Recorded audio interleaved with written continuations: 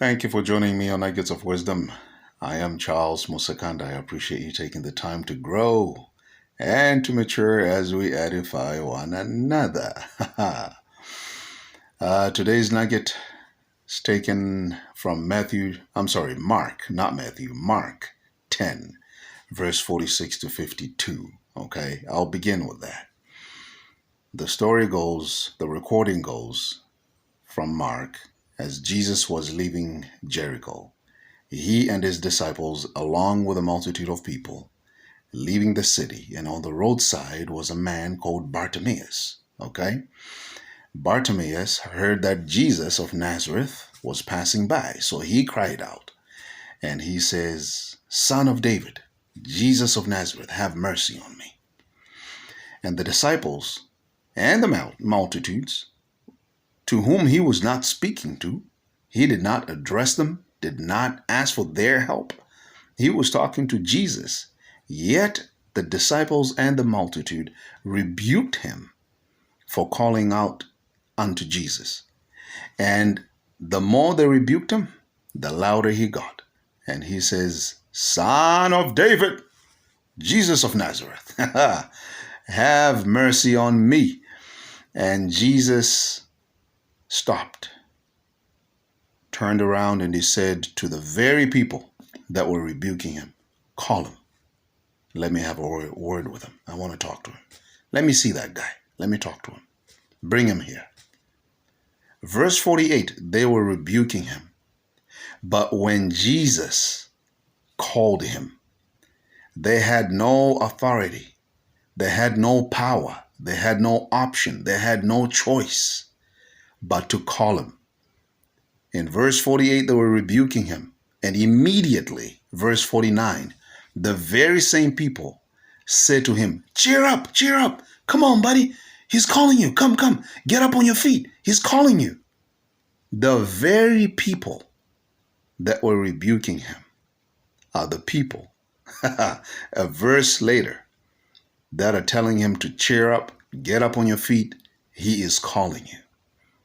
And the story continues that when he came to Jesus, Jesus says to him, "What is it that you'd like for me to do for you?"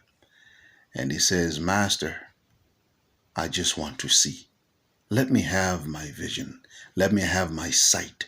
Let me see my future. Give me my vision." And Jesus said, "As you wish, so it is granted. Your faith has helped you." Now let me go back a little bit. Bartimaeus in Greek and in Aramaic, the original language, Bartimaeus means a son of honor. Okay? An honored son, an honored person, an honored individual. But take note that with a name like that, Bartimaeus was blind, yet he is called honor. Bartimaeus was a beggar, yet he is called honor. There will be times in your life where sometimes you look like you're blind and you're begging for people to help you. You're begging from other sources of help, when yet you yourself are an honor. I'll put a comma on that just for a second. Let's pause that for a second. And let's go to King Charles III, the king that ascended, King Charles III. Of course, news, media, it's full right now, both mainstream and social media, with the passing of the Queen and the ascension of the King. Okay? Before the ascension of King Charles III, many are people that questioned whether he would be a good fit for the throne. Many are people that suggested that he should abdicate simply by, them being privy to a few of his mistakes, his life's mistakes. Okay? And the king went on to ascend to the throne. He did not abdicate. Why? Because he realized and he recognized that he's a monarchy, not a democracy. He doesn't act by vote or by voice of the people, but he acts according to the dictates of the power that he possesses. And of course, he did the right thing. He's doing it correctly, rightfully. This is not a riot. It's not a coup. It's not a military action. It's not a civil war. He ascended to the throne at his due time.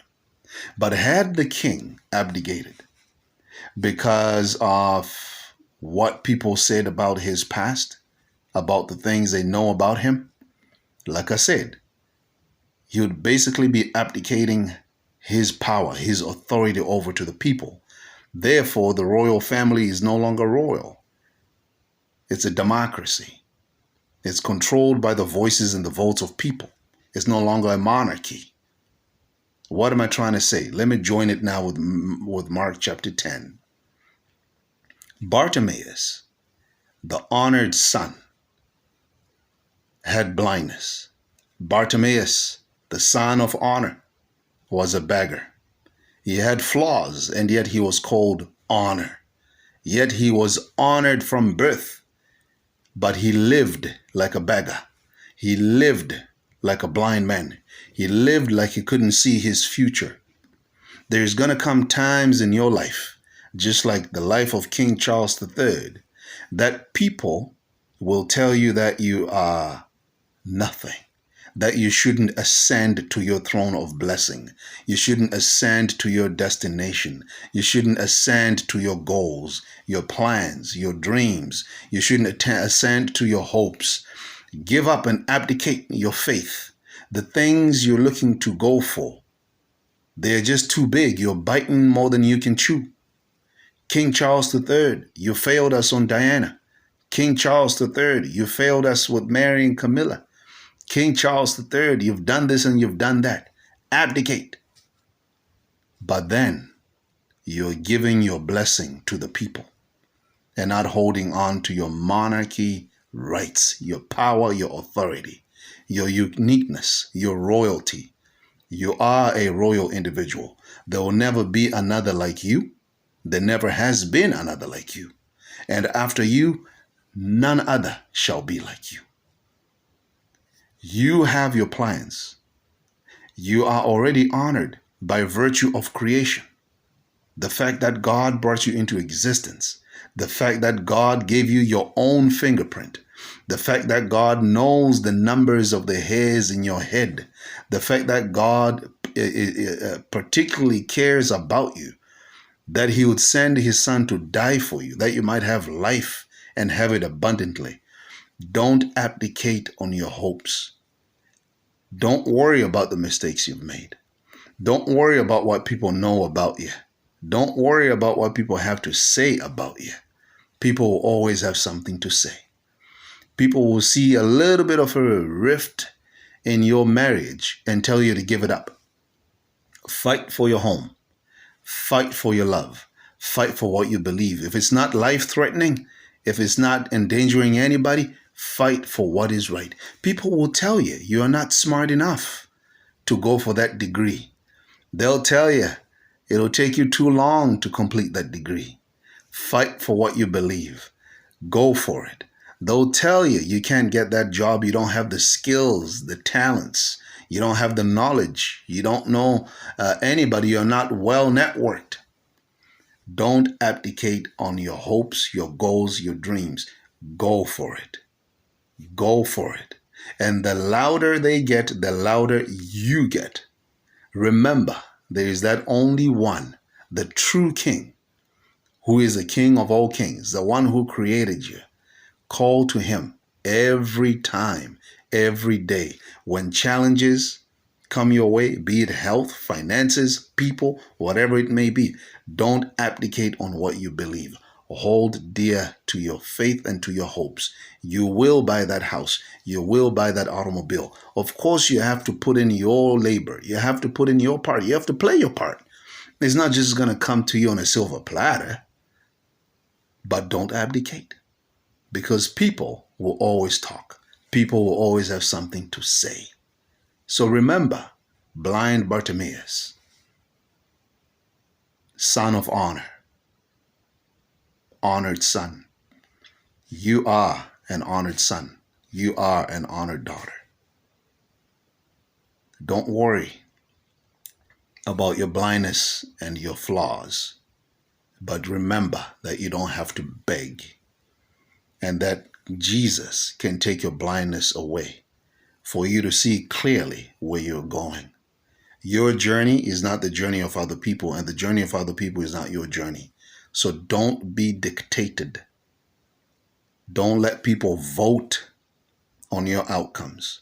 You are a monarchy all by yourself. You are royalty all by yourself. Remember, your life is your kingdom. It's your domain.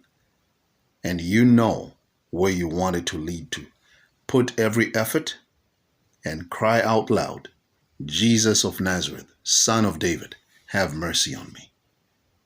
May your life ascend, just like the king ascended. The king did not abdicate. Oh, no, he didn't. He ascended. May things ascend for you. And remember, everything happens in its due season. Thank you for joining me on Nuggets of Wisdom. Please share. You don't know who's waiting for this nugget. You don't know whose life will be changed by this nugget. Share, like, subscribe. Let's grow together. Let's mature together. Let's edify one another. Put your comments, ask questions, and say what other topics or discussions you'd like us to have, what other nuggets you'd like to have. Feel free to do so. Thank you for joining me on Nuggets of Wisdom, and I look forward to seeing you again soon.